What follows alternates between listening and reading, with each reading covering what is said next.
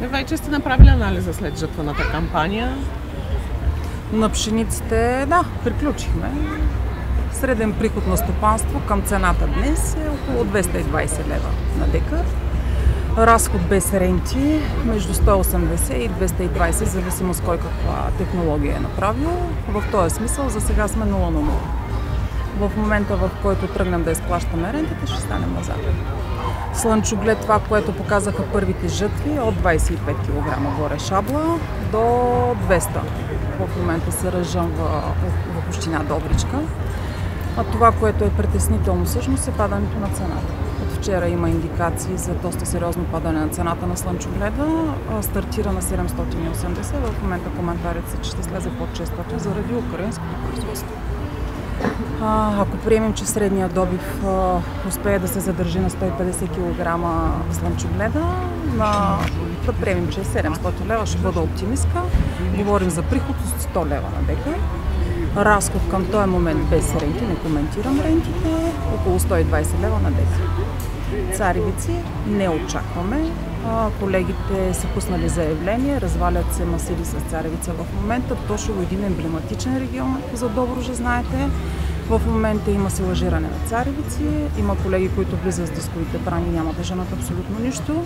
Добив, ако успеем средно да хванем за Добруджа 400 кг при добив от 22 над 700 кг, според мен ще бъдем късметли предвид времето.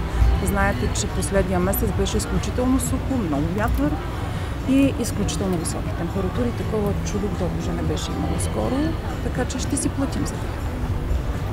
Какви загуби се очертават от царевицата? Беше направи впечатление, че още преди 2 месеца на зелено започнаха да се лъжират колегите.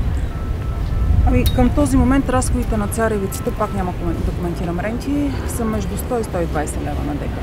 Тоест всички колеги, които няма да женат, вече са на загуба от това нещо. Тоест те вече са в графата минус 120. Знаете, че българският земеделец е гор човек и изпълнява договорите, които разписват. Тоест ще бъдат изплатени рентите, които са по договори. Тоест това също ще влезе в графата загуби. Предвид новия програмен период, знаете, че за първи път очертаваме по нов начин и субсидиите ще изглеждат по нов начин. Там щетата е абсолютно голяма. Липсата на кампания адекватна ще попречи, аз съм убедена, че попречи на голяма част от колегите да заявят това, което могат да направят, така че и субсидиите няма да бъдат в рамките на това, което беше миналата година. Така че е изключително трудно за сектор земеделие. В тази тежка ситуация предстои все пак и съидваната кампания, есената. Как ще влезете там? Много трудно. Сушата е огромна в момента. На практика не можем да тръгнем. Пробвахме на няколко пъти да приготвим площи за пшеница. Към този момент това е невъзможно.